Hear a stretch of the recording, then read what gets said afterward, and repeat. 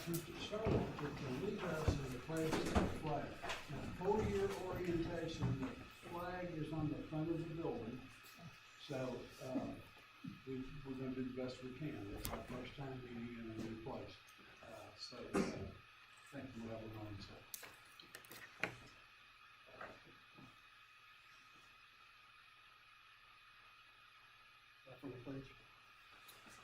I pledge allegiance to the flag of the United States of America and to the republic for which it stands, one nation, under God, indivisible, with liberty and justice for all.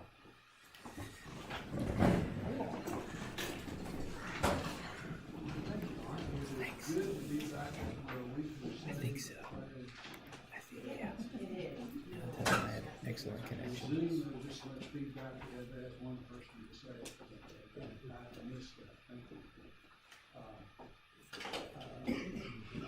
Please call the roll. Mrs. Hamrick? Mr. Hampton? Present. Mr. Lusby? Here. Mrs. Lusby Mitchell? Here. Mrs. Steele Sane? Here. Mr. Showalter? Here. Mr. Stone? Here. Mrs. Tuck? Here. Thank you, we have a quorum. I talked with Willa last week, and she knew that she would be out of state this week, and they let me know. So, take care of the business. Also, it's good to be back together in person. It's been a long time since we've been able to do this, and actually sit together unmasked. We've missed this. I think we do better work as a council when we sit together and we can talk to one another. I think we also do better work as a council when the public knows that we're kind of serious. And now we can allow that in life. We'll take action later in this council meeting to make this official meeting of the council. It is our intention that we use this training as our council chambers from now until the point that council moves back into a meeting in City Hall. So I would hope that we will be here for 18 months, maybe as long as 2 years, how long that project is. That will let the public understand and get used to where we are. And we'll have a better chance of doing it. We don't move around all over the place. Chase and his board of directors have been kind enough to offer this space. It sets up well for our use. And we're going to make them an offer. So this becomes an important part of our consideration when we renovate the City Hall. Mayor, if we do have an issue that we have a lot of citizens doing, how many people can we accommodate in this room? Gosh, Chase, Andrew, did y'all look at? We were talking about that earlier today. I think we may have to rearrange, but we've got overflow here and overflow there, so I we can make it work. But we're still just trying to figure it out. So, yeah. I think it's possible that we get used to being together and do that. We very well be able to, right? Yeah. And take up far less space for council and have more room for the audience should we need that. I don't know, Cheryl. I was there. If we have a big issue, we'll move it like we've moved other council. Hopefully that won't be the case. Each of you have a copy of the minutes of our last regular scheduled meeting. Possible corrections or additions. I'll make a motion to accept. Second. If there are no questions, all in favor say aye. Aye. Any opposed? Thank you. Minutes are approved. Each of you also in your packet should have received a copy of the latest check register. You can indicate if you received that. And public comments. think we have one person here with public comments. Ms. Gable, would you like to come before the council with your comment?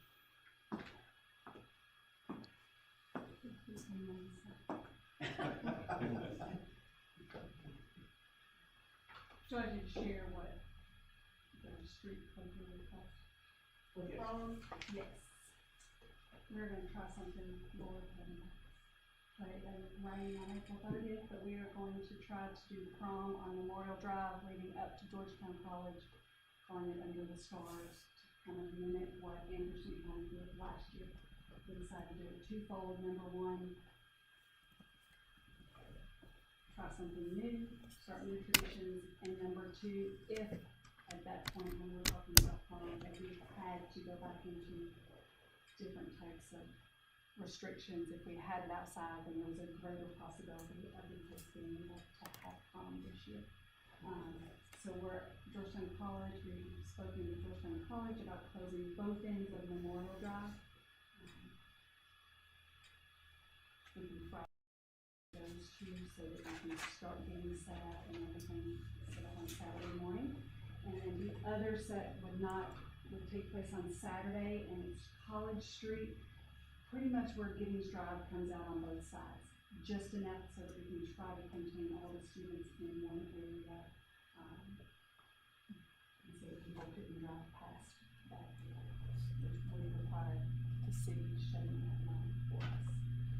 I would make a motion, I heard those parents talking about it, and if it pulls back on April 30th, and weather is nice, it will be awesome.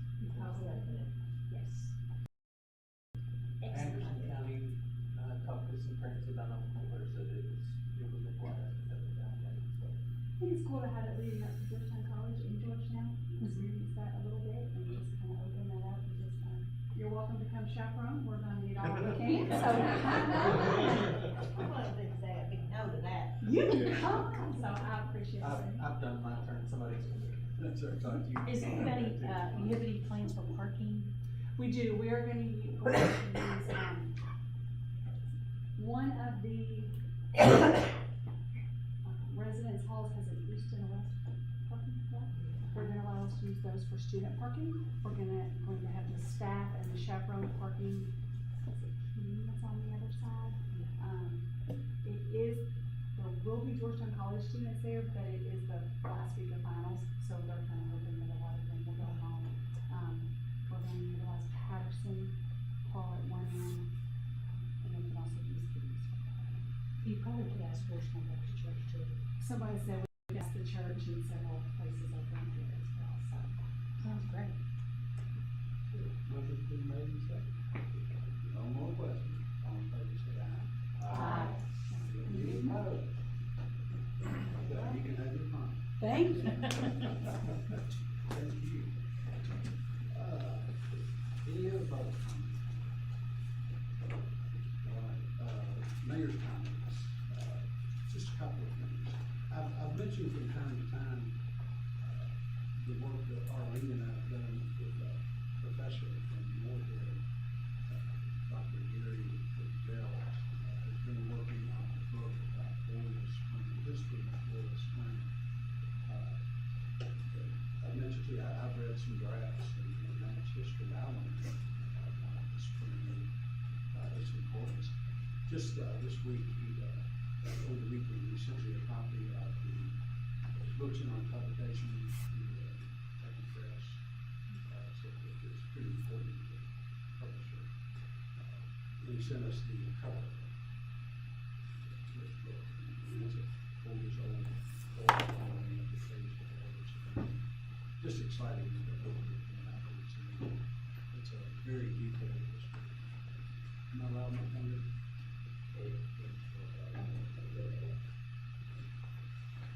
Okay, also, just wanted to remind the council about your revenue forecasting homework assignment. As you choose to, it's not a requirement. We received one back and your deadline is March 28th. I think we also accommodated that on Thursday, finance committee. We will take our first stab at Stacy's process has been going on with data collection for the needs and homes. Well, we gotta do that for the law.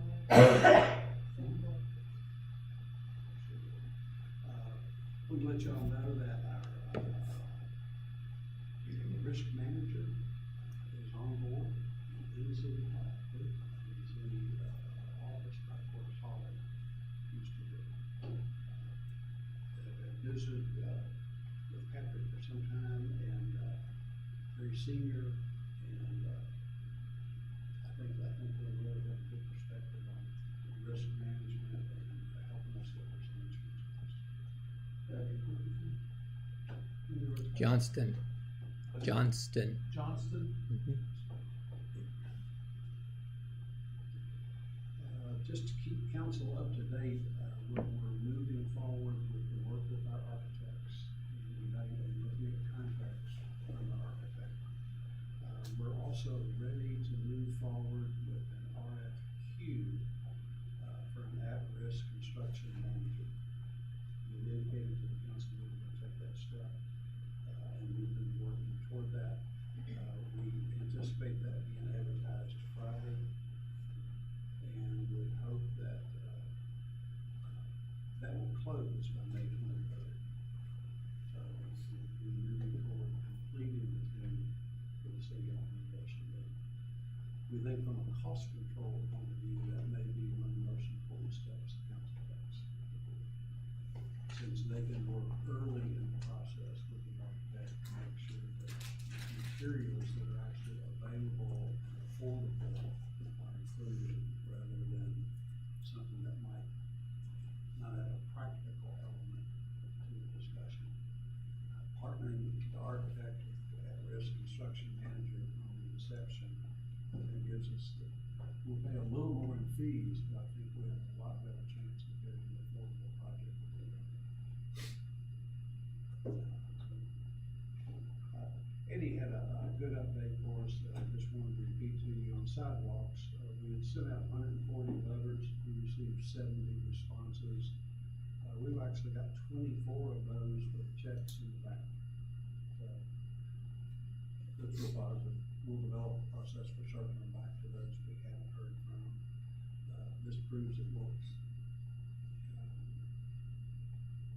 Also, we've talked quite a bit about, and council's excited about the street lights on state roads and certain key intersections. They're willing to do that expense, but council's expressed that they really want to look on Eddie's been working with KU until we get those cost figures back. Soon, Eddie's working on them pretty closely, with them pretty closely. Also, I wanted to take just a minute to talk with the council a little bit about electrical inspection and where we stand with electrical inspection. I know several of you have gotten calls from members of the electrical inspection staff. And I haven't talked with them, but from the questions they've been asking council members, I don't think they have a very good understanding of what the circumstances are. So I thought it'd be helpful if we talked about it for just a minute. We've been talking about electrical inspection with this or previous councils. We started 7 years ago talking about electrical inspection. And for several years, we talked about the fact that it was odd that we had electrical inspection answering to county government, but we had building inspection and code enforcement answering to city government, when the three departments are completely interrelated and should be put together and managed together.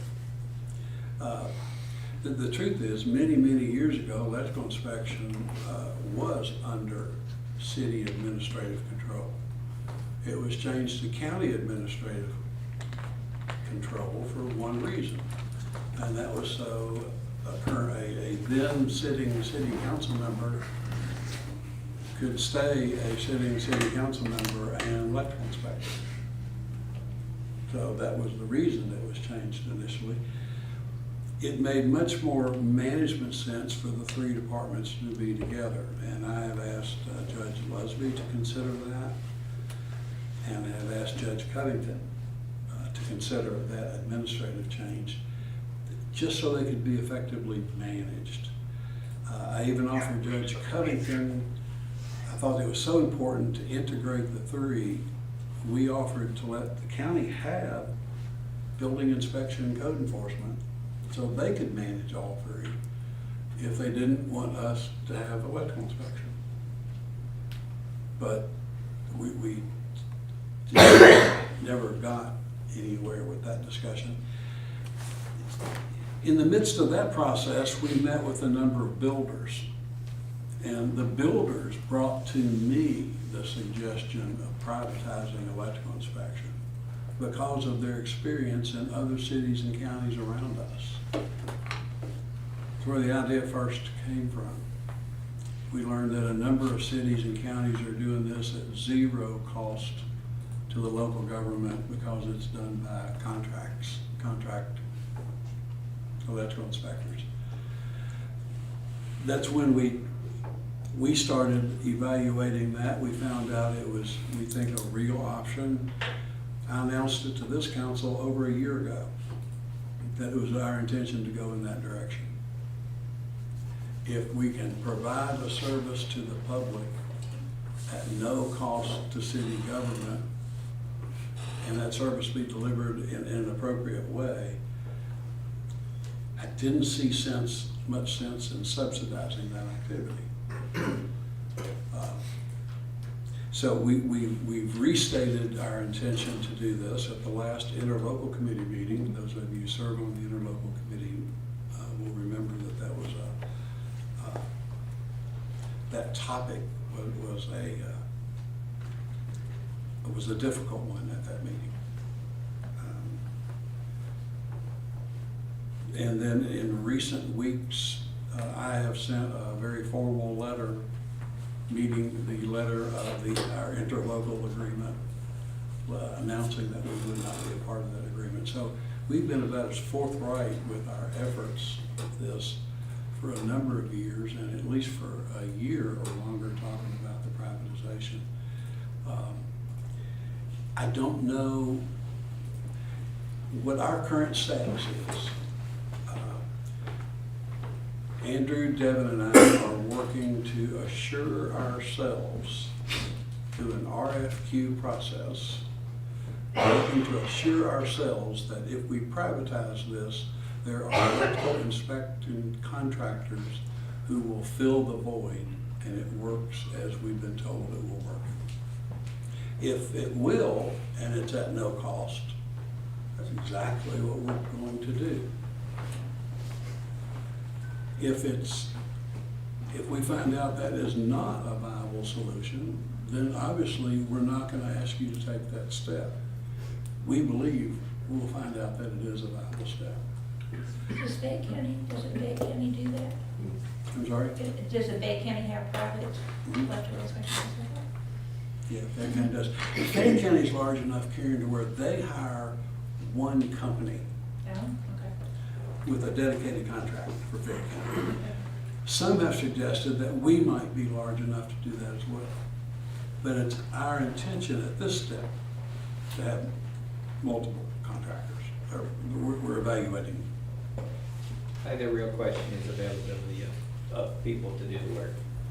Whether it's one company or multiple, we won't know that until we get results back. So if we go that route and we privatize it, then is the county going to continue to have their office and their inspectors?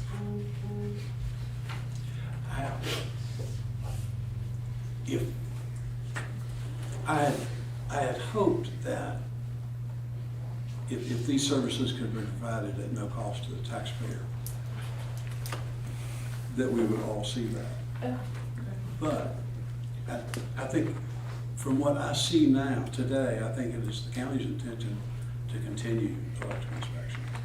And if they do, if they choose to, which is fine, if they choose to, but if they choose to, wouldn't that opportunity be open to the citizens of the town because we're in the county up?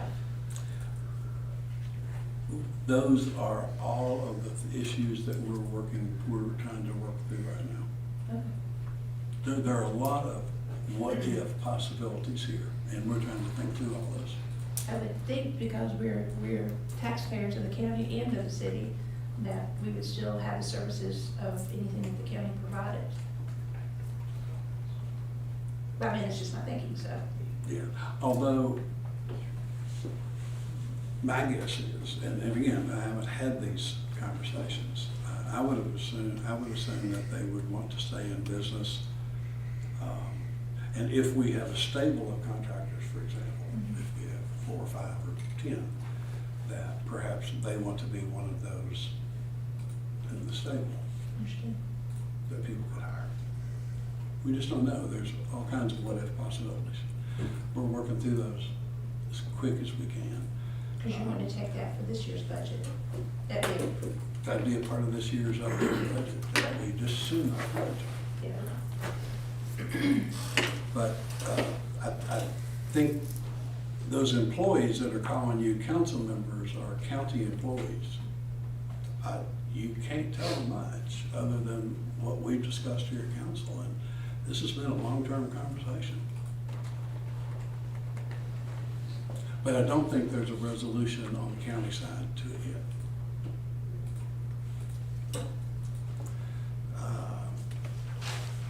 Okay, I'm gonna stop.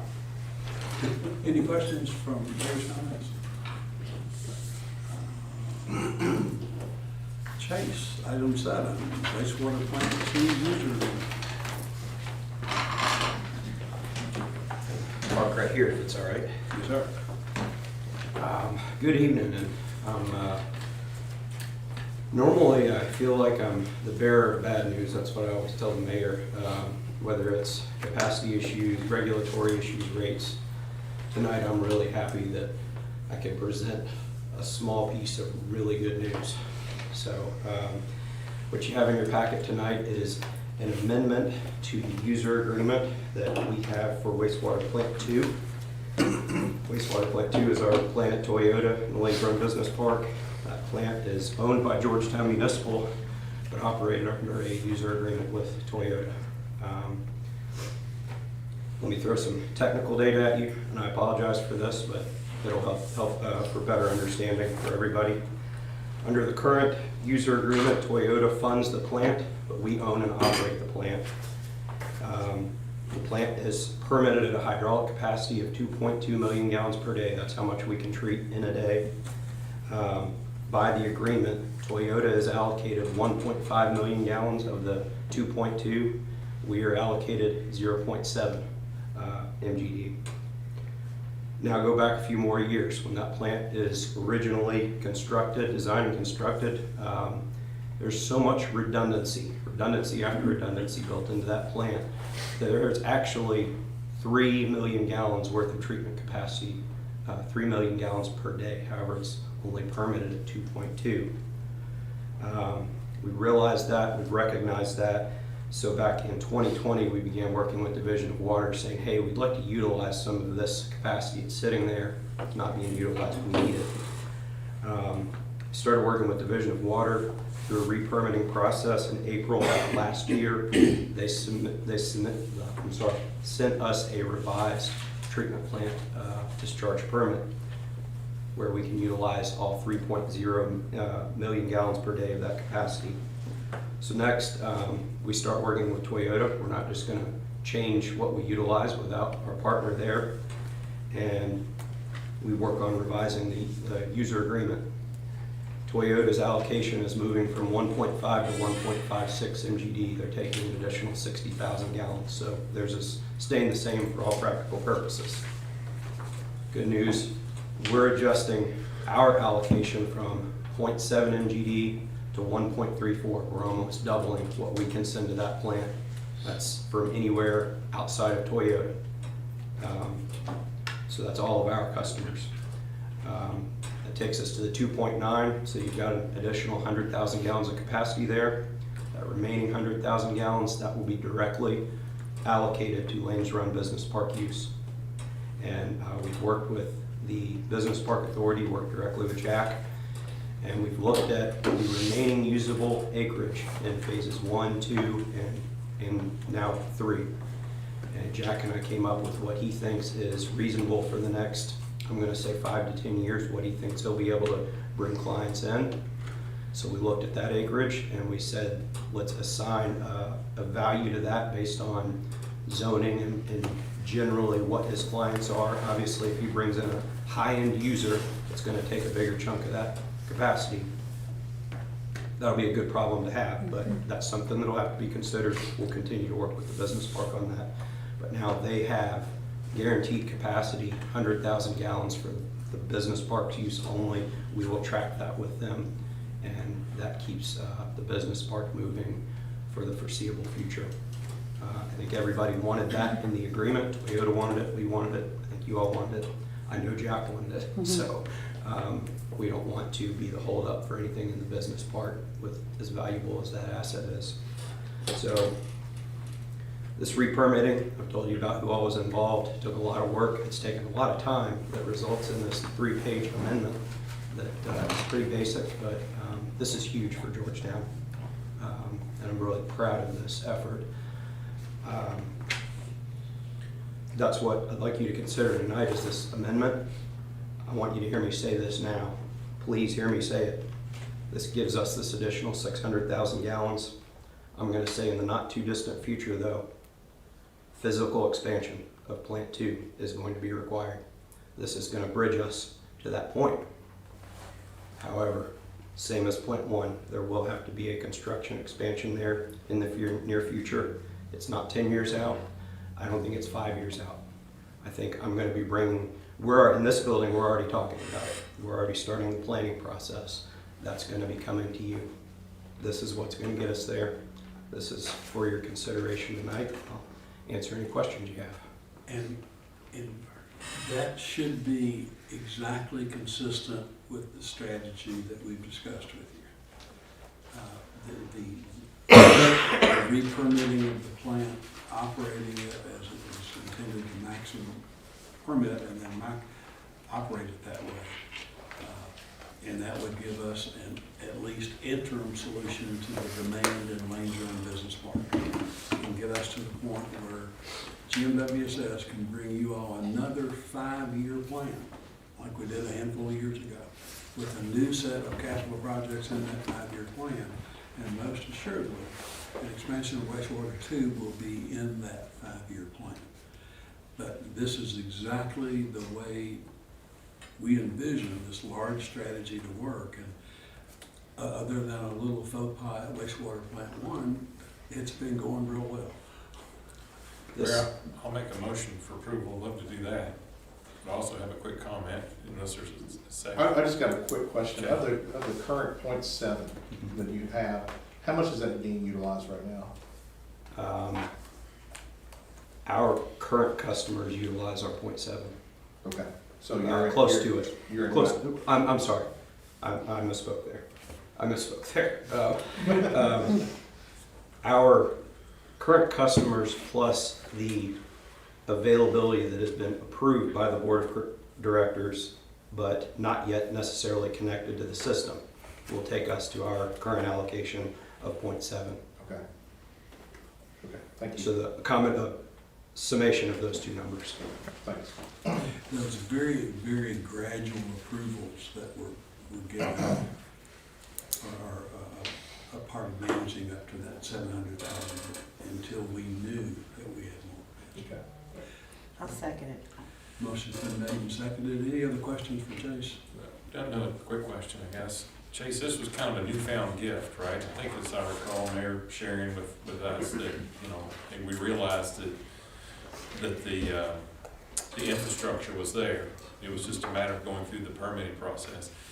In order to achieve this kind of infrastructure that is going to be utilized, do you have just a ballpark idea of what that would have costed? I guess I'm looking at this as a win. Obviously, it's a big win, but it's It's almost like a gift, you know, I don't know that I can put a from price tag Toyota, on it. from From 20 Toyota, Yeah, from Division Water. exactly, Division Water, From Toyota. yeah, It's just, when we even called Division of Water and tried to explain what we were doing, it took a number of phone calls and meetings to get through Yeah. because we've got 2 treatment trains there. yeah, We only needed one. yeah. One's still good for today, but there's always been 2 sitting there. We've just never taken advantage of it. And it even took them a while to wrap their head around that this is just a very unique situation and we should utilize it. So we're talking about millions of dollars in infrastructure, engineering, and Correct, site work, development, everything to put that in the ground correct. and in operation. Pretty good news, man. Big deal. Yeah. Chase, And- thank you for, Yeah. I know you and your whole team, your staff, Mayor, I know you and your staff been involved in this as well. I'll just say this, as the mayor said, strategy, overall strategy, this is what we wanted to do. And the biggest key to this is 2 things. I did not want to be managing 2 major treatment plant expansions at one time. One has about been the end of me. So hopefully this pushes that we can at least be close to done at 1 before we need to start looking at putting a shovel in the ground at 2. But also just that, in fairness to our ratepayers, asking for a rate increase to do 2 plant expansions at once would have just been, I don't know what the rate would be, but it just would have been unfair. It would have been unreasonable. So I'm at least glad that we can get through 1 and then start the next versus doing both at the same time. That awareness, Chase, and the fact that your board has that restraint that comes from that awareness, I think the council appreciates.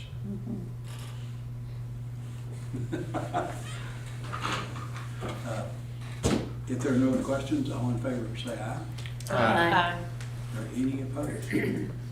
Congratulations, Chase. Chase, what's the update on South Sewer? You got Moving anything? forward, they had been delayed because of all the rainfall this winter.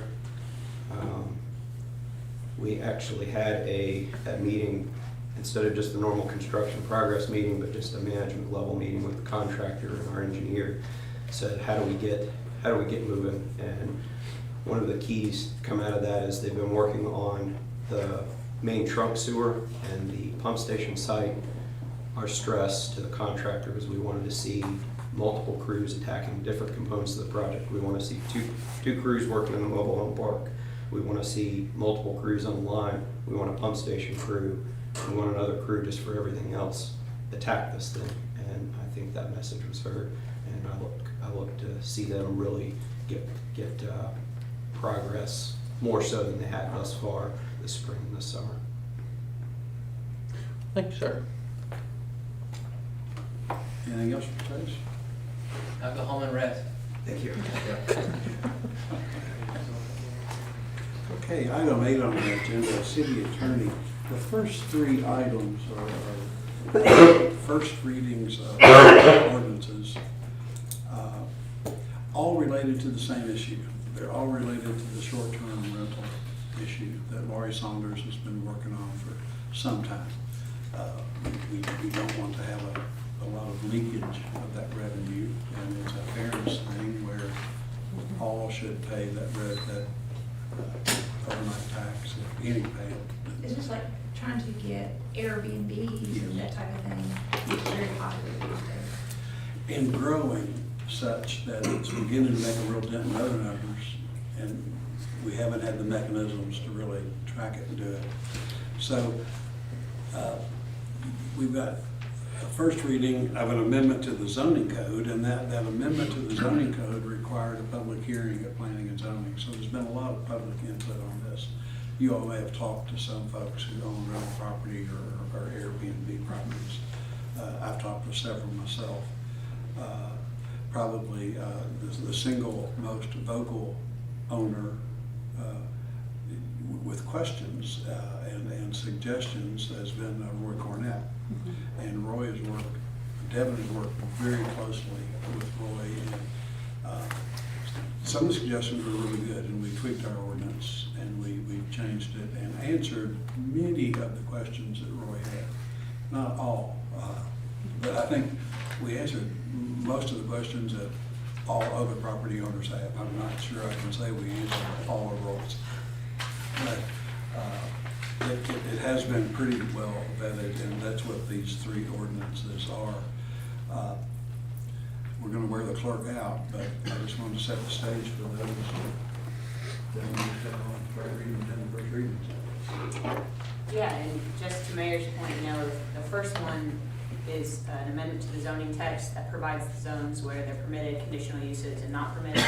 So that had to be done in order to go forward with the ordinance regulating them. A lot of cities, these short-term rentals, these Airbnbs have gotten ahead of them, and I read an article recently, I think it might have been Washington DC, but they so heavily regulated recently that people can't even have short-term rentals. So some of these cities are really, the issue's getting ahead of them. So hopefully this addresses that and allows us to capture those transient room taxes as well. And then the third one, Lori's really wanted some teeth to collect that transient tax in the past. So it's an amendment to the tourism provisions, and it allows her to place a lien on property for delinquent taxes, just like the city and county can for ad valorem taxes, or automatically have a lien.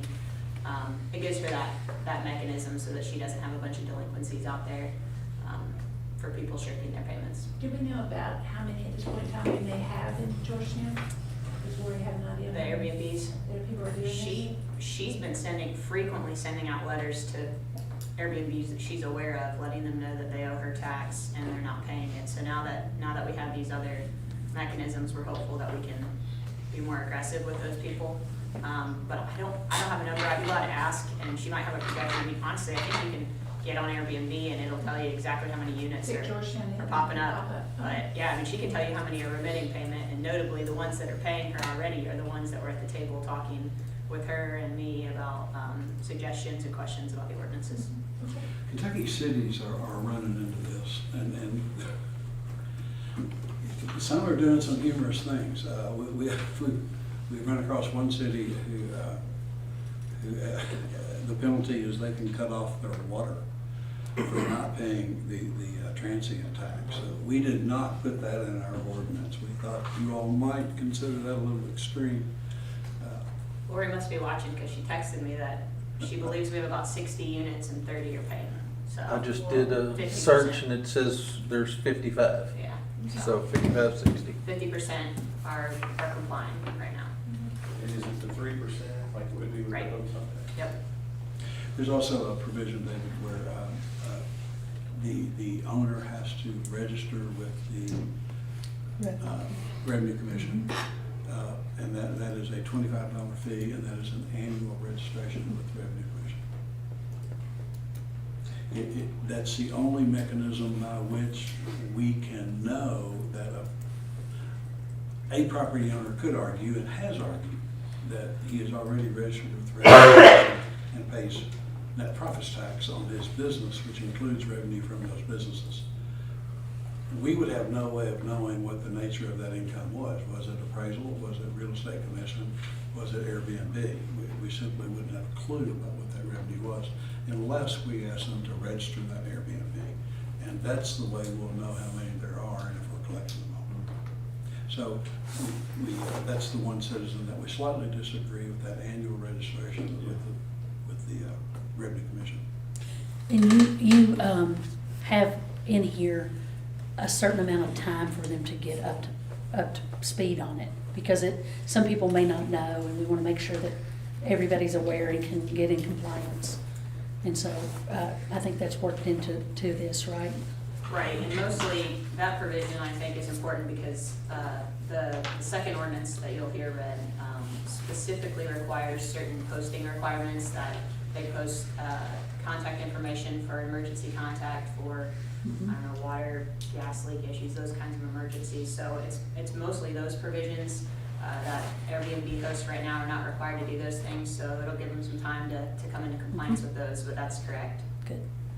I think it's 90 days we put. I think, So we thought that little discussion ahead of time would frame all 3 of these. You ready, Tracy? Right. Okay.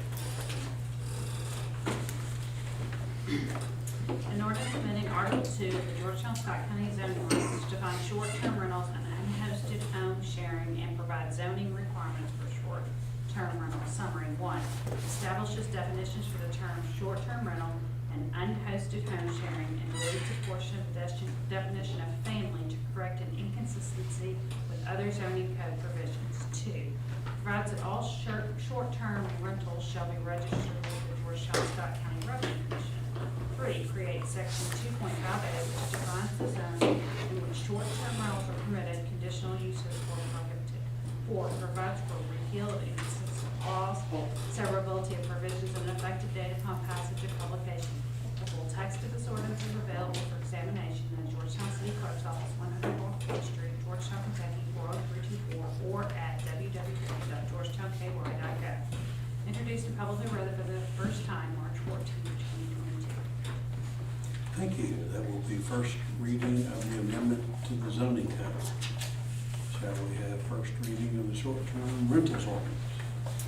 An ordinance adding a new article to Georgetown Code of Ordinances, Chapter 24, providing requirements for the operation of short-term rentals within the city of Georgetown. Summary 1, provides that all short-term rentals in the city of Georgetown must register annually with the Georgetown Scott County Revenue Commission and defines the circumstances under which the director may refuse to issue, renew registrations, or revoke registrations, create a mechanism for appealing or revocation. 2, establishes the procedure and fee of the annual registration. 3, requires the short-term rental maintain compliance with federal, state, and local laws and regulations, including the obligation to remit all local taxes to the Revenue Commission and Tourism Commission. 4, defines the duties of short-term rental hosts and requirements for advertising on hosting platforms. 5, establishes a timeline of 90 days for all parties to achieve compliance with the ordinance and provides for enforcement and penalties for violation of the ordinance. 6, provides for repeal of inconsistent laws, severability of provisions, and an effective date upon passage of publication. The full text of this ordinance is available for examination in the City Clerk's Office, 100 North 4th Street, Georgetown, Kentucky, 40324, or at www.georgetownky.gov. Introduced and publicly read the first time, March 14, 2022. Thank you. And now first reading of an amendment to the tourism ordinance.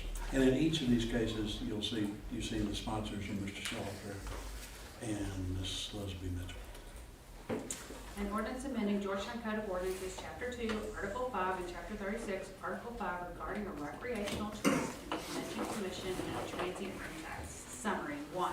Amend Section 2-67121 of the Georgetown Code of Ordinances to clarify the name of the Georgetown Scott County Tourism Commission and provides for consistent use of this name throughout Article 5 of Chapters 2 and 36. Amends Sections 2-679 and 36121 to affirmatively state the transient room tax is applicable to short-term rentals, provide that the transient room tax shall be due to the Commission 20 days after the last day of each month. Change the 0.5% interest on delinquents to a full percent, and authorize the Commission or its designated agent or employee to examine the records of facilities subject to the requirements imposed by the ordinance. 3, add subsections to Sections 2-680 and 36-122, providing that the Commission may place a lien on property to secure unpaid transient room taxes and take other unauthorized action to collect the tax. 4, provides for repeal of inconsistent law, severability of provisions, and an effective date upon passage and publication. The full text of this ordinance is available for examination in the City Clerk's Office, 100 North 4th Street, Georgetown, Kentucky, 40324, or at www.georgetownky.gov. Introduced and publicly read for the first time, March 14, 2022. Thanks, Jason. We'll anticipate second reading on March 28th. Item D on your agenda, pleased to bring this, a municipal order approving the sale of property. It's a little bit of property, but it's a blighted house that we took code enforcement action on. And this is the way it's supposed to work. We end up with ownership. Now we have a private individual that's going to try and build a single family home. It's an oddly configured lot, so they'll have to go to the Board of Adjustments, and the sale's contingent on that. But This is where we clean something up and we're gonna put it back in productive use. Motion, Mayor. Thank you. Second. If there are no questions, all in favor say aye. Aye. Any opposed? Mayor, quick question. I noticed they put the front elevation of the, are they gonna build that particular unit? Is that the plan? The one that's in the photo, I'm trying to scroll down to so the exhibits included, last, I think it's Exhibit C, shows their drawing of exactly what they plan to construct. So you're talking about Yeah. the house dimensions, Mhm. it's on the 77th page. Yeah. Yeah, so the issue here are the setbacks, since the lot is so thin. So yes, they intend to build a house with dimensions 25 feet, 8 inches by 46 feet. But like I said, it's gonna require, okay, sorry, you're on the elevation one. Yes, that's exactly what they intend to build. Yeah. Will they need a variance or will it fit within the building lines? It's gonna require a variance. It is? Yeah, so what we did is when we got these proposals, we sent it over to Matt Summers and Joe Kane, and they kind of weighed in on what would be required in order to construct the proposal for the house included in the proposal. So we include that as a contingency in the contract, and the proposer is aware that he's gonna have to apply, even though the city's the owner of the property, he's gonna apply for the variance. And assuming that's granted, we would then close on the sale. Okay. And it's in the contract, I don't know that it's in the, it's $7,500.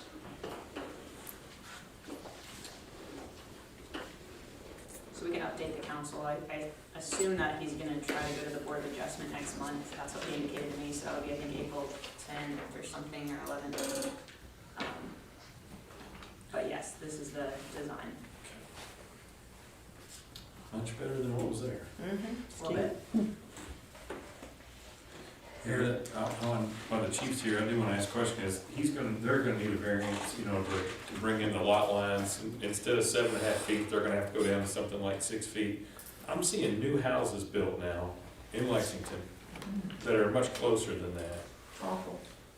Lexington's has always been less, not always, but, been less than ours for many years, but, we typically don't stray away from that, so I'm sure No, we'll I remember. evaluate the situation and see what we got going on. Yeah, but a variance like this wouldn't be too out of line, right? 6 feet or so? You don't know, you're not No, on the Board of I know Adjustment. what my opinion is, but we'll evaluate. Yeah. Well, when we We don't passed wanna burn that, two houses. yeah, when we passed it, it had to do with the fact that a 2-story house would be difficult to access with a ladder if they were literally 5 feet apart. You wouldn't be able to have the angle. But with a 1-story home like this, it's obviously not as big a deal, so just, We're a part of that evaluation, Yeah, so we'll yeah. kind of see what we think of it. yeah, well, it looks good. And it's certainly not location's not a typical subdivision location, We should point out, David, that we've been in conversations on a completely unrelated matter with planning and zoning about side yard setbacks, and the fact that there's zero flexibility in that for the Board of Adjustment. They've asked us to consider a change to our ordinance that might give a little bit of flexibility. So look out for that. I don't know if it's the same, if it would affect the same issue here. Yeah. But it's literally an absolute maximum or minimum, if you will. I know at one time we had a builder, a contractor come before us and wanted us to make it 10 feet, like 5 feet on each side, Yeah, instead of the 15. We didn't do it. yeah.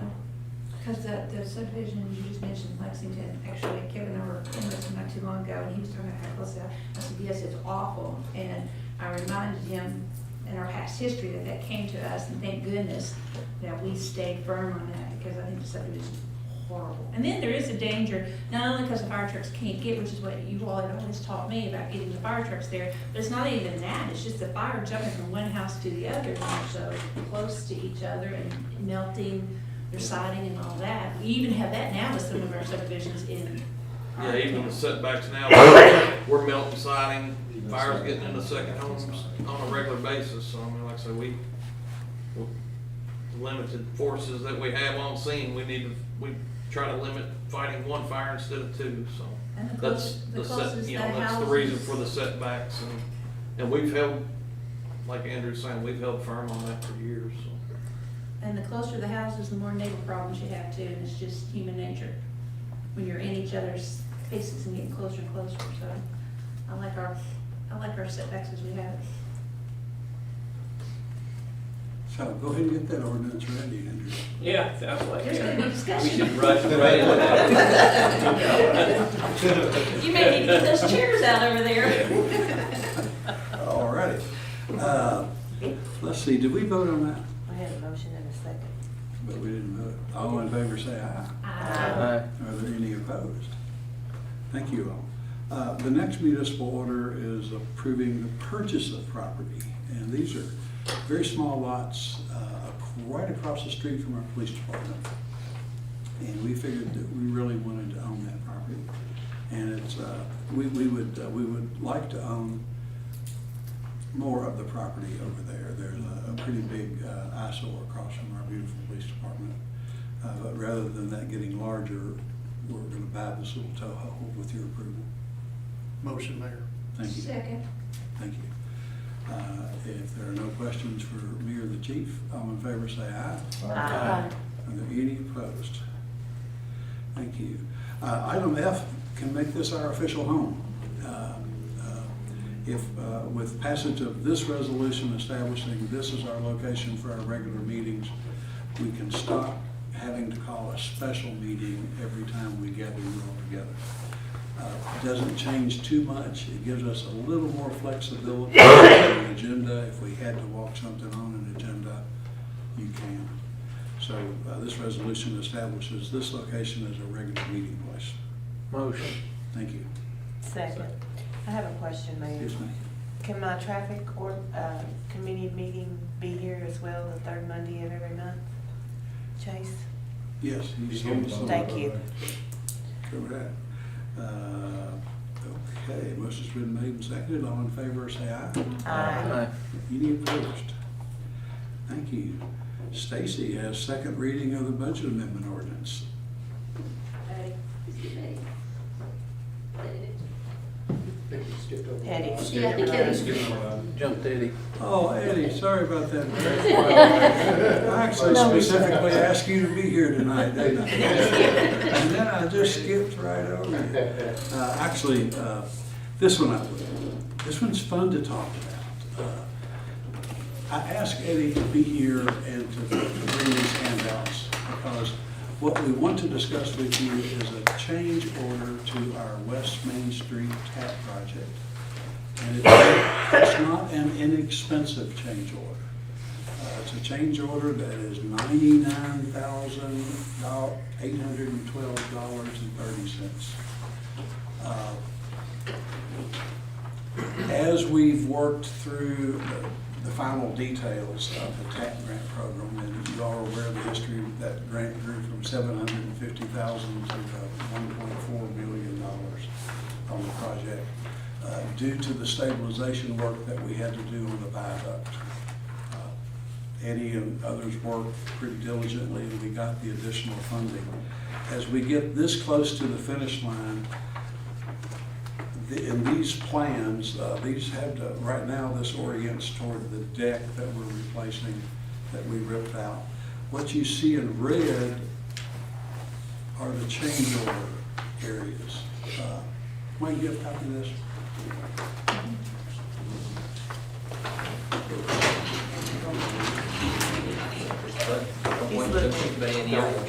Somebody's eyes. Yeah, seriously. The red areas are what are represented in this change order. We made some decisions on the final design of the deck. You'll recall that our deck used to, our staircase used to be a two-story staircase over here with a landing. And we decided to maximize our space here. Architect came up with, I thought, a real nice idea, and that is to use these existing very large stone steps all the way from street level down to park level. There's 6 or 7 of them that'll have to be replaced. They're just not there anymore. We think it'll make a really dramatic, more historical looking entrance to the park. But then you need the safety of 100-foot high retaining wall that curves out to meet the existing stone wall. You know, this is stone, this will curve out to meet the stone. If you'll scroll up a little bit, Andrew, we can see what this view would. Kevin, I'm sorry. Sorry, I thought the clicker could get it. How far? There you go. So if we're standing down in the park now, we're looking at that staircase and what this would look like from this. The biggest expense that is a part of this change order is this dry stone that we think is really important. We could put lattice in there, That'd be it. but this I was would, gonna ask you that question, if I'm thinking where that's located, where we've had so much trouble with the lattice and the homeless living under it. So once this is done, nobody can live under that. Good. and what's hard to see from this linear drawing is this is a really graceful curve of the stonework back to match up with our staircase. It's going to be really visually appealing. So at the deck level, there's, and you see the individual prices for each of those improvements. If we go to the next page, it's, if you scroll up that, we see that it's the same improvements, but you see them from different vantage points. And if this one, Devin, if we can get both views in mind, it's hard to do on that screen. But it really helped me understand it when I could see a little bit of each of these. You can see the way the stone steps will butt into the existing, and then that curve here. We are going to build in the cool new Georgetown G with the horse head and the G. There'll be deck lighting, down lighting on the post. Steps will be lit, ground lighting. This is we're getting our bourbon sign refurbished, so it'll be bright and sparkly and lit up right there. Then there it'll be stones. That'll give you enough confidence to walk down all those stone steps and not think you're going to fall. And if you scroll up just a little bit, Evan, then they can see, I'm sorry, yeah, we're still scrolling the same way.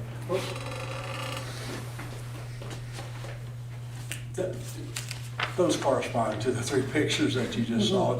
They're on your pages. Yeah, You they can see are. them both together, and looking at them in concert with each other really makes a lot more sense.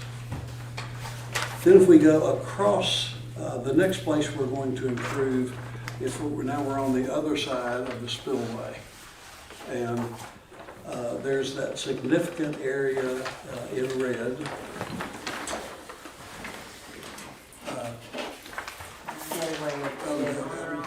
Well, There you go. well, Yeah, this, we want to look like this to match what's there. It's just gonna complete it all.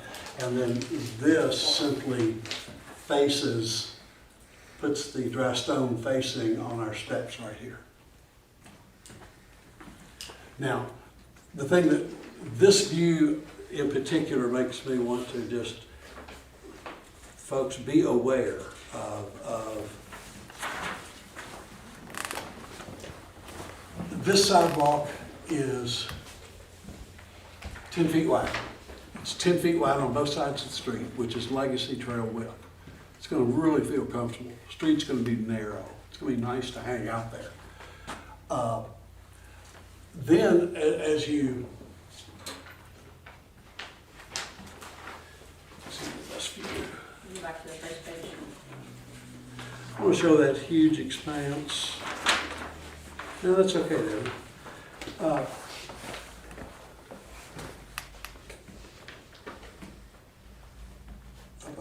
Right there. As you come across here, and you go down our couple of steps, which are gonna be hidden right here, behind this facing. Keep in mind, this is a 10-foot wide sidewalk with a beautiful brick inlay.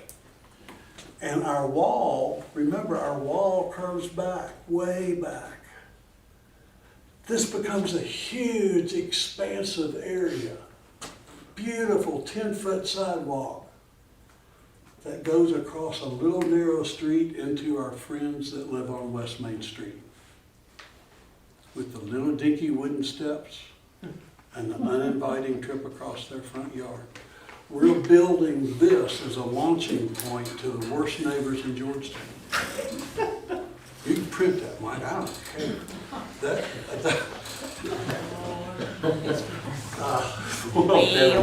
Devin's house got big, they got you too. Just, I'm looking at our project, and we will have to do as a council in the future is address what's across the street from here. So, really excited about these changes, and that's what we're bringing you tonight for the $99,000. You've got two options in your packet. You can do Trex for $130 or this for $99. Laurie Saunders and Kim Rice have both asked for wood. They would prefer wood. They prefer the look of wood, and have told me that if it's maintained correctly, that they can keep it looking like something to be proud of. Do we know how wide the street will be once this is done? We got 10-foot sidewalks on both sides. What is the street, how the street width? There'll be standard 11-foot wide lanes, driving lanes. Okay. It's already super wide over there, and one of the things is we're having issues with people parking on the bridge, and that's creating some issues. And so there'll be a 11-foot wide street. And there won't be any parking on the bridge, right? That was Not, You know, sidewalk will be. one of the we'll keep concerns, that- I'm sorry. No, go ahead. One of the concerns right now is that the traffic going, I guess, west, coming down the hill, sometimes they just, they're flying through there. They come down that hill and there's, This is gonna be a traffic. they're 50 mile an hour by the time they reach the bottom of the hill. I know. I've seen it. But this will be a traffic calming, by that narrowing. Right. It slows traffic down, it calms it down, so. Yeah. Has there been any thought to putting like a crosswalk in down there? Yeah, there's a crosswalk, in front of Galvin's in that area. And those sidewalks are also gonna button out on both sides. Okay. Greg, Show you the plans. We focus these plans just on what the change orders were. Yeah, Right. sorry. But if you go back to the first page, and, where we're Okay, gonna I have, see it. I we're see gonna it. have 10-foot wide sidewalks Okay. going into that corner. Across Water Street, there will be a bump out into West Main Street equal to that depth.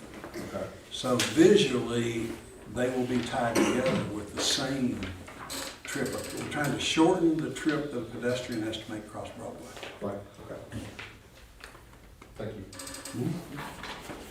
You need a motion, Mayor? I'm gonna do it. Thank you. Mayor, also. Thank you. Any questions about that? So we're doing the Trex decking, right? No, we're doing the The wood deck, deck, okay. $99,000. Okay. Mayor, on the rendering, it kind of shows a wide plank. I'm guessing it's probably not to scale for the wood, is that? Oh, that wasn't discussed, so I'm Yeah. assuming it'd be regular I data. think they were just wanting to show that it's gonna be an angle. 45-degree angle. 45-degree angle. Yeah. And I'm not sure about the width of the boards, if they went into that much detail. Yeah. You know, wood that they're using now is that iPay wood that's really hard, and it's kind of like teak wood, it grays out, but it How do doesn't. you spell that? I-P-E-Y maybe, I'm not very good speller, but iPay. All right. But it's, the fasteners go in the side, so you don't see any fasteners at all. You don't see any screws or nails. It all fastens from the I'll side. talk to the contractor, see if we can. It's it is more expensive, but it's super durable. That's Super what you durable. want. Doesn't work, but it'll gray, it will eventually gray out, but it's pretty, and that's what you see in the Carolinas, at the ocean. Just an option. But it's beautiful, Mayor, I love it. I do too. Yeah. Appreciate it, thank you. If this change order passes, are we still looking July, July? yes, sir. Okay, good. In fact, I told them that we're so close to the finish line, I really thought the council would approve the change order. But, you know, contractors are really careful. But they built all the infrastructure. That's where we could still go either way. But, so we did not waste any time waiting, but we did not commit until. It's gonna be beautiful. So we had a motion and a second, and we have not voted, I don't think. All in favor, say aye. Aye. Any opposed? Eddie, thank you. Thank you. Item 10 on your agenda now. Stacy is here for second reading of our budget amendment.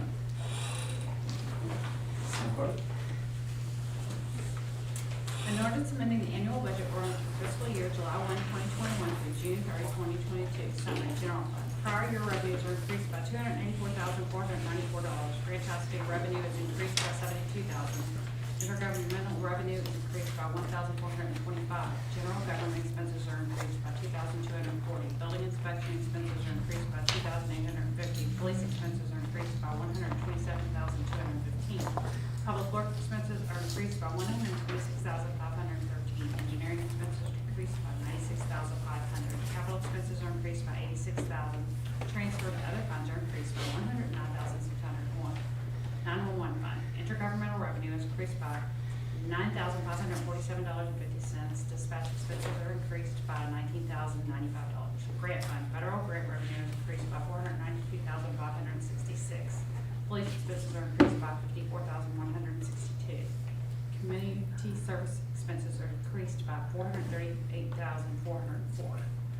ARPA fund. Community service expenses are increased by $100,000. Capital expenses are increased by $637,985. Capital projects fund. Capital expenses are increased by $109,601. Transfers from other funds are increased by $109,601. All ordinances or parts of ordinances in conflict with this ordinance are hereby repealed. This ordinance shall take effect after its passage and publication according to law. The full text of this ordinance is available for examination in the city clerk's office, 100 North Front Street, Georgetown, Kentucky, 40334, or at www.georgetownkY.gov. Publicly introduced and read for the first time February 28, 2022, publicly read the second time March 14, 2022. Motion, Mayor. Second. Thank you. Motion's been made and seconded. Any questions? Tracy's really made it pretty straightforward to understand. And shall we call for a voice? Mr. Hampton? Yes. Mr. Lesby? Yes. Mrs. Tingle Sayins? Yes. Mr. Showalter? Yes. Mr. Stone? Yes. Mrs. Tackett? Yes. Mrs. Leslie Mitchell? Yes. Thank you. That carries.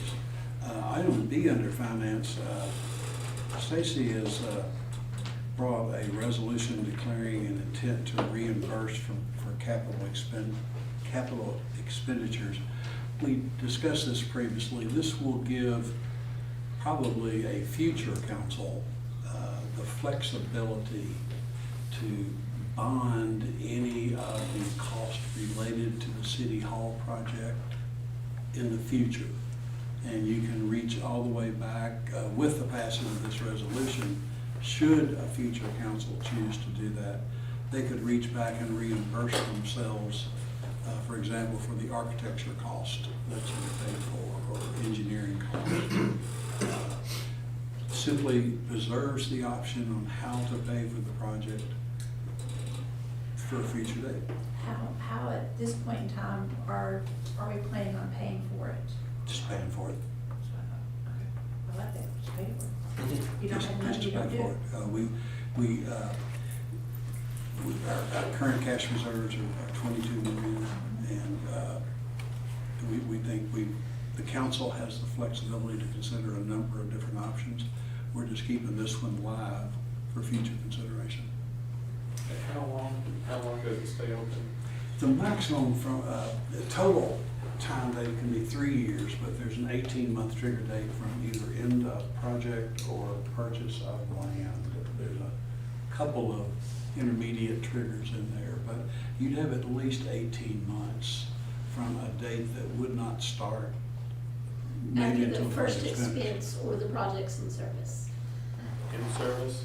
Yeah, one of the, those are the two triggers, either the first expense or when the project's placed in service, not to exceed 3 years. So it's one of those. We probably, we'd have 18 months from the time we first paid the architects, for example, but if we didn't finish City Hall for, I don't know, 2 years from now, we have a total of 3 months or 3 years from when we first started. So some things may be 18 months and some things may be 36 months. It just all depends. So has that clock started then, since we've engaged an architect? No, we haven't made the first payment. We have not, we've engaged, but we're working through the architectural AIA contract and signing that, and until we actually Gotcha. write the first check. Okay. It's just a safety net. It doesn't mean you have to issue debt in the future. It's just, Right. this has to be signed at least within 60 days of the first expense, so we're just getting Might be ahead of that. helpful, Stacy, if you could, let the council know when they've hit any of those trigger dates. Yeah. Then you'll have an awareness it's got 18 or 18 months or 36 months to do something. We did one of these on the business park, and just to be safe, but of course we never used it, so it's just a safety net. Doesn't bind you to do anything.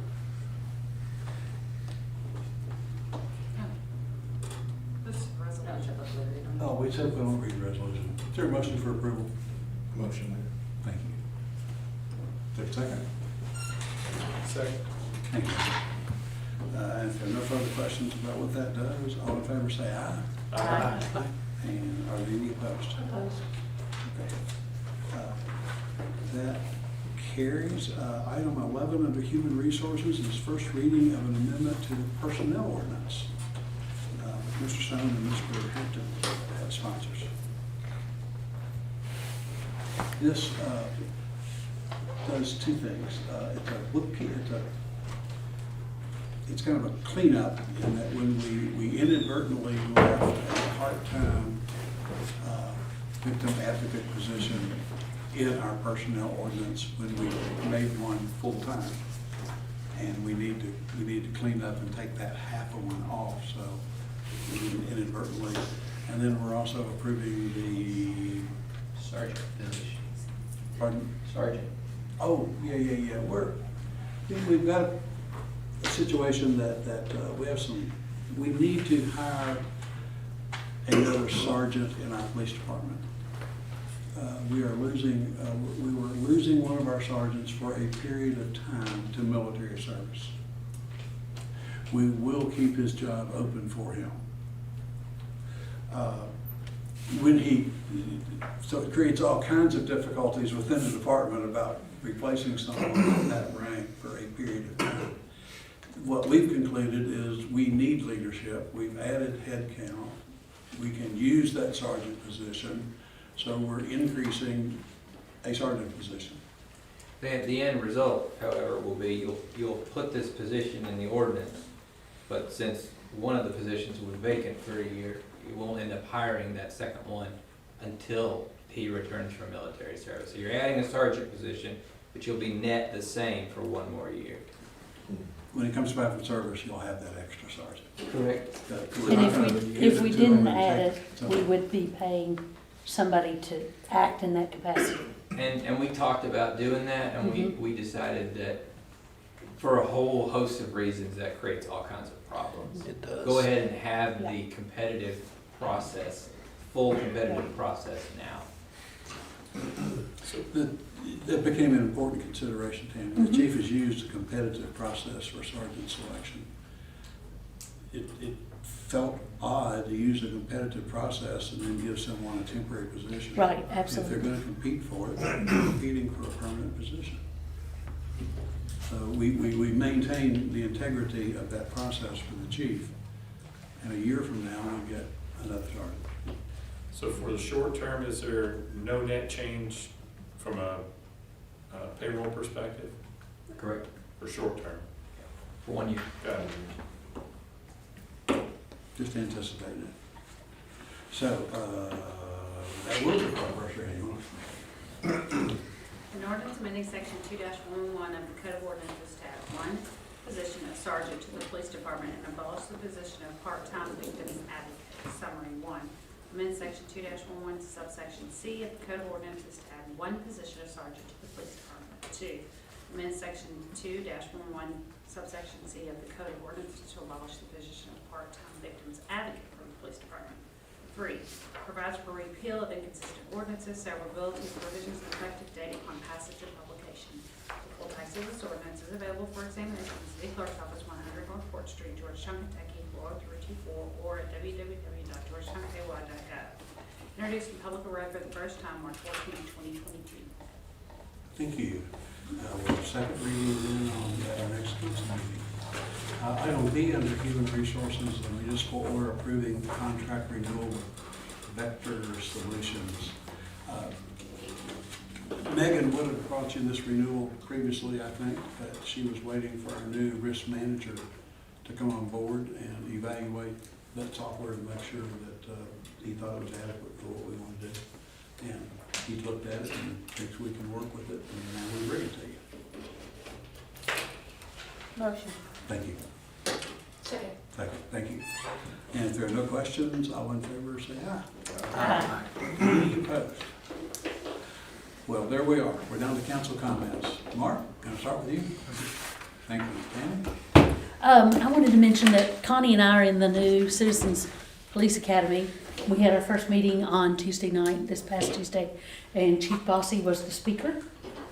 And the 3 hours went by like that. It was so entertaining and interesting, and had great comments afterwards, and proud of what our department's putting on there.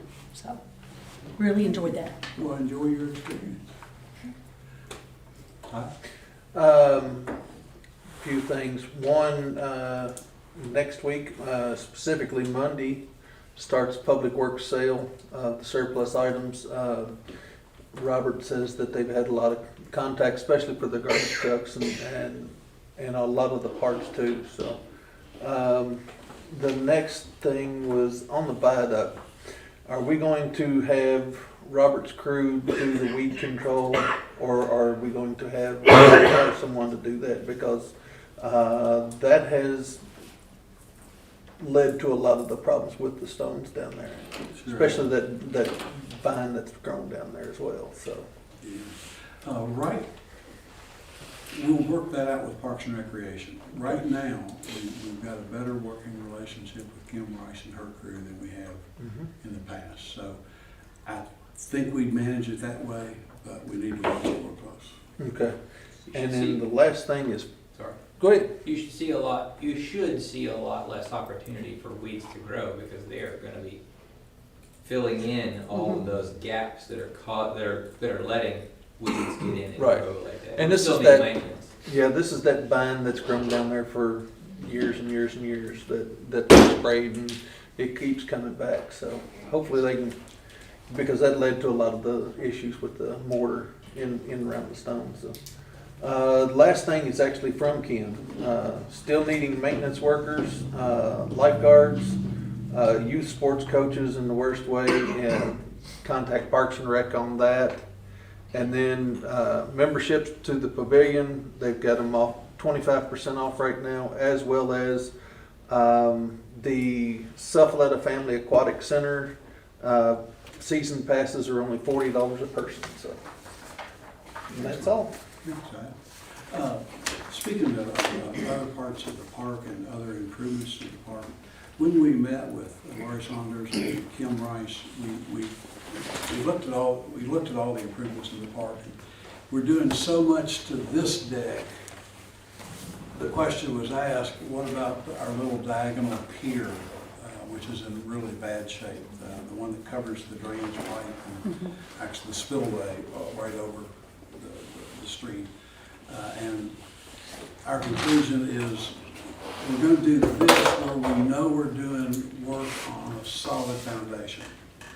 We still have subsidence issues down in the park.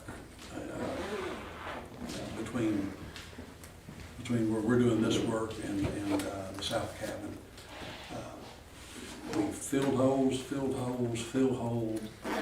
but we think the water is undercutting the rock wall and causing subsidence in that big flat area. So we know we need to not physically dredge. It'd do too much damage if we really dredged, but they need to clean that spillway using pumps and capture technology they use that doesn't go in there and actually dig it out, but sucks it all out. But we're gonna have to, we're gonna have to figure out how to fix that wall, stop that water from getting under there, and really, then we'll be ready to fix other things in the park. But after this, we've got to fix that rock wall and the subsidence problem. So let's save the baptismal steps and those things. Thanks, Todd. Yes, sir. It's exciting. I just want to say that, believe it or not, we are about ready to have our traffic ordinance brought to us now, Karen. Let's be positive. It's actually going to be brought the 28th, our next meeting. We have been working diligently on it. It is going to be in traffic committee on Monday. And once we go through that, then you all will have it in your packets next month. And then there will be. It's a I know, it's a mouthful. long time coming. That's a mouthful. It is a mouthful. Yes, so there it is. Time Anything frame. else? Right, Devin? Todd? Yep. Yep. All right. David? Yes, sir. Karen? There'll be some people who'll be happy to see that. I know. And there'll be some people who won't be happy to see that. I just got two things. One on have we set a time for the cemetery committee to meet? I have not gotten very many responses to my email. But I got yours. I was sending you an email and I was on it. You just were. marked I it. think That was the doodle poll? Yeah. I I got that. think the next week isn't gonna work because the architect was only available 2 days anyway, so Okay. we'll shoot for the week after that. How about that? Just if I don't respond the next time, let me know. And The then Doodle the poll other, has not been very successful. and then the other thing we talked about was the leaves, Yes. picking up the leaves. Have you talked with Robert and Sanitation Committee? And the conclusion is,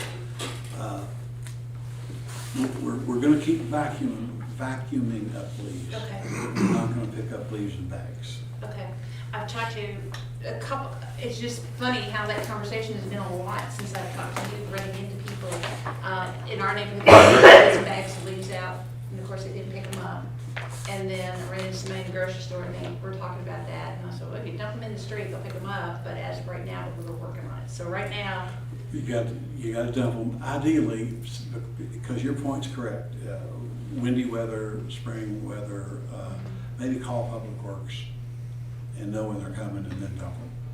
Just give us a fighting chance. exactly. Okay, I'll tell them that, otherwise, they're. That's really critical, because Robert told me the same thing. If you call us, we will come and get your leaves, but otherwise, it might take a week to see it, you know? Okay, all right, I'll just tell them, keep calling Public Works. But don't put them in plastic bags, Not just put put them them up on the in road. plastic. Leave them loose and just put them on Yeah. the edge of the street. Because they're putting them out with the plastic bags with the garbage, and then they called and said, well, the garbage is not picking them Okay. up. And then the Republic's not picking them up, and it's supposed to. And then we don't want to go pick them up because then we're running trash routes. And the leaf vacuum's really efficient. Okay. And if they're out in a pile, we just, gone. Mayor, is And this one- conversation just relevant for off-leaf season? Because I know we previously had like a day of the week, so you knew if you lived on X Street, the leaf back was coming to you on Wednesdays. So you kind of were on notice, so your leaves didn't blow all over. Is that just in the fall? We're talking about off-season? Yeah, that's just in the fall. Okay. Yeah, we do the For quadrant system off-season in the call. fall. Okay, off-season call. Off-season doesn't call. Okay. We accommodate most people with the quadrant system. Yeah, But for if sure. they wait till springtime, they ain't gonna get it. Yeah, okay. Yeah, I mean, that's good for people to know. And what about sticks? Well, we're picking Right. those up. Tie 'em up in Sticks we're bundles. picking up. Sticks, brush and stuff, we're using the grabber truck, and we keep a grabber truck not only responding to calls, but we keep a grabber truck just in rotation. Okay. And they find He's stuff out there all every day day. long. But now the grabber truck, you all can just tell me, the grabber truck couldn't go get those bags, could they? And Cause you're taking those out to, where are we taking the limbs out? They're all going to the same place. I'm going to say to our, Rumpke. to our mulch. County, Oh. Community garden. I mean, I know it'd be effort if you're dumping those out, if there's plastic bags in there, somebody'd have to take a knife and cut them to open them up. I think it's more than that because the leaf back truck is also a shredder truck. So it vacuums that stuff up and shreds it really fine and then it dumps it in a pile. So it's mulched. It mulches itself really Oh, well. And then okay. we take the limbs and set them in a pile and we actually have somebody come and shred that or and chip it. Okay, So picking up the bags I think would be a nightmare. okay, all right, The leaf vac works because of that grinder. okay. And it would be too much volume otherwise. All right, well, those were the two questions that I had, so I'll keep telling people to dump, call, dump. Thank you. Greg? I'm good. Okay, if there's nothing else before the council, stand adjourned. Thank you. Thank you. hey, chief,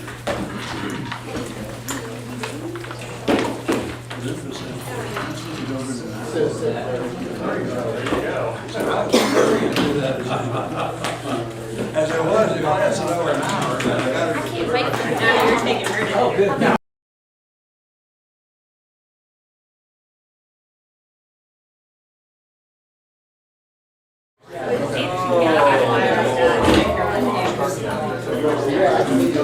Yes, sir.